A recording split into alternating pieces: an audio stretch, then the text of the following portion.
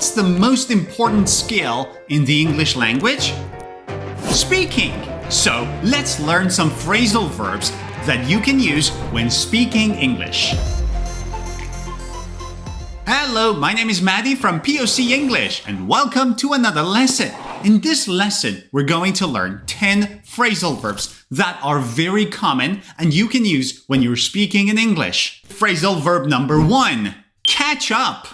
To catch up. I'm sure you've heard this one. To catch up with something or someone means to get up to date with them. Imagine you've been on vacation for 7 days. You come back, you open your laptop, you go to your email and you see, wow, there are lots of emails that you haven't read. You need to catch up. For example, I need to catch up with my emails after being on vacation. Phrasal verb number 2 is to turn down. Turn down the volume? No. Here, turn down means refuse, reject something, to say no to something. Turn down. It is usually used for offers. For example, somebody offers you a job and the salary is not good. So you have to turn it down. Sorry, the salary isn't good. She turned down the job offer because it didn't pay enough. The job offer did not pay enough, so she turned down the offer. Next phrasal verb is with the verb run. Run into something. It means you run, and then there's a wall and... No. To run into something or to run into someone means to unexpectedly see someone or something. For example, you're shopping and then all of a sudden you see your friend, an old friend of yours. Joe? Is that you?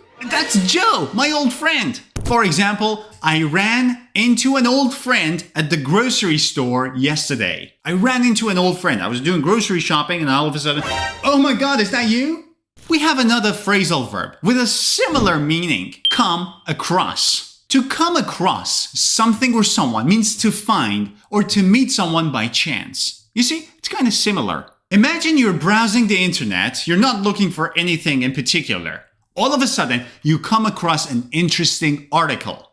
You come across an interesting article. It means you find it by chance. You didn't want to find it and you weren't actively looking for it. You just find it by chance. You come across an article. I came across this interesting article while browsing the web. I was browsing the web and all of a sudden I came across this interesting article. Let's see what it is. Next phrasal verb, bring up. Bring up? No. The beauty of phrasal verbs is that they're made of 2 or 3 parts, but the meaning is totally different and has nothing to do with the 2 or 3 parts of it. So bring up, for example, doesn't have anything to do with bring or up.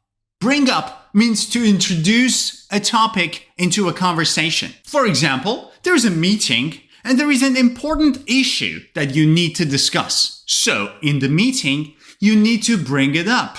You need to introduce the topic. You need to introduce the issue so that you discuss it. You bring it up. I didn't want to bring up the issue during the meeting.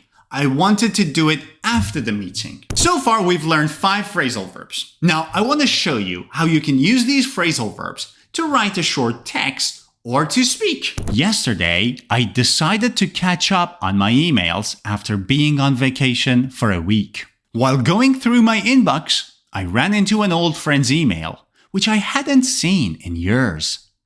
It was unexpected to come across his message among the others.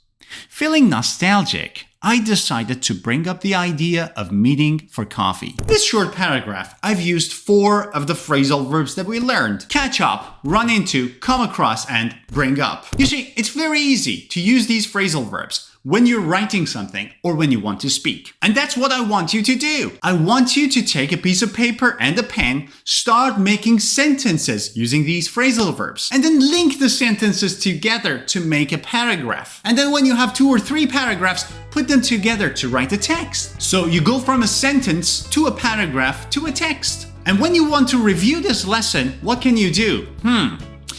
If only there was a PDF with all the phrasal verbs and the meanings and the example sentences with some beautiful pictures.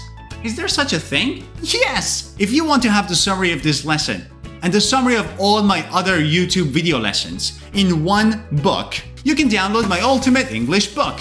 This book has more than 500 pages of lesson summaries of all of my YouTube channel videos from day one. But how much is it? It's for free for my YouTube subscribers. All you need to do is to click on the link above my head, pocenglish.com/book. Go to my website, type in your name, your email address, your country, and click download. You will get the book in your inbox. And now let's continue the lesson and let's learn 5 other phrasal verbs that are very common in English speaking. I'm sure you've seen this one in emails. Look forward to. Is this a phrasal verb? Yes. I told you phrasal verbs can have 2 or more parts. Look forward to is a phrasal verb. But what does it mean? If you look forward to something, you anticipate with pleasure. What does it mean? Imagine you want to see a friend and you're really excited about seeing him. But you will see him in 2 days. Now, until you see him, you're excited. Oh my God, in 2 days I'm gonna see Joe, my old friend. I'm so excited about seeing him. I look forward to seeing him. I look forward to seeing him. Look forward to seeing. Why is there an ing? But we have a to, and after to we have ing? So like a gerund and infinitive together? That's not possible. Well, that's the important point. This to is not an infinitive to. This to is a preposition. And after prepositions, we need gerund. Look forward to, verb ing. I look forward to seeing you. I look forward to hearing from you. I'm looking forward to seeing you again next week. Next phrasal verb, speak up. Speak up, so like this, hello, how are you? No. Speak up has 2 meanings. The first meaning is to speak loudly. So somebody's speaking, but you can't hear them, and you say, sorry, can you speak up, please? It means, can you speak loudly? But the second meaning of speak up means to express your opinion. You're in a meeting, and you want to say something, but you are shy. So you don't say anything. Your friend knows that you want to say something, and he tells you, hey, you should speak up. Come on. It means you should express your opinion. I wanted to go there. Can you speak up? I can't hear you. Next phrasal verb, put off. Put off? If you put something off, you postpone it. You delay it. Imagine you have homework to do, and you also want to play outside with your friends. So you think about it and you say, oh, come on. I'm gonna go play outside and then do my homework. So basically, you put off doing your homework. It means you delay it, you postpone it. You say, I'll do it later. They decided to put off the meeting until next week.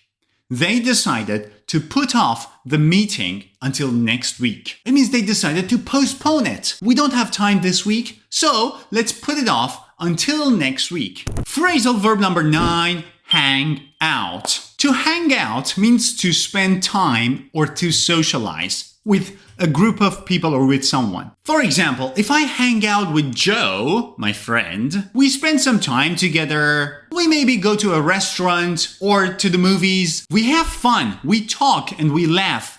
We hang out. Basically, it means to spend time with somebody and to have fun. I call my friend and I say, hey, do you want to hang out tonight?